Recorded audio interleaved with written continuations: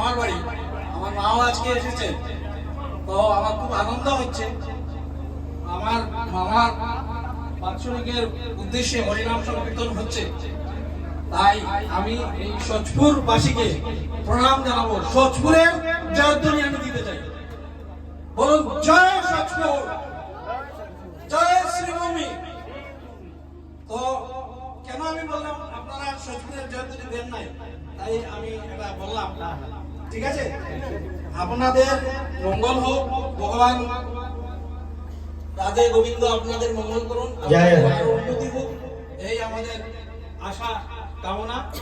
আর আপনারা আশা রাখবো আগামীতেও যাতে এখানে আসেন নাম কীর্তন করেন। আরেকটি কথা আমি বলবো যে চৈতন্য মহাপ্রভু গৌর নিতাই যিনি ছিলেন, ওনার সম্পর্ক ভাই, অনেকে ভাই ভাই বলে, ওনারা কিন্তু গুরু শিষ্য। নিতাই গৌর কিন্তু গুরু শিষ্য। নিতাই হলেন শিষ্য আর গৌর হলেন মহাপ্রভু, যিনি উনি হলেন গুরু। কারণ নিতাই মহাপ্রভুর থেকে বয়সে অনেক বড়।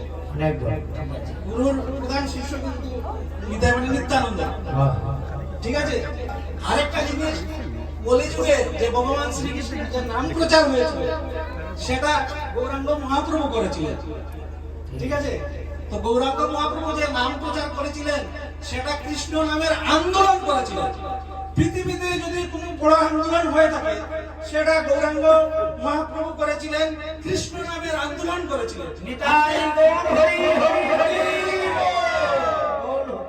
কিসের জন্য আন্দোলন করেছিলেন? এই ধর্মকে রক্ষা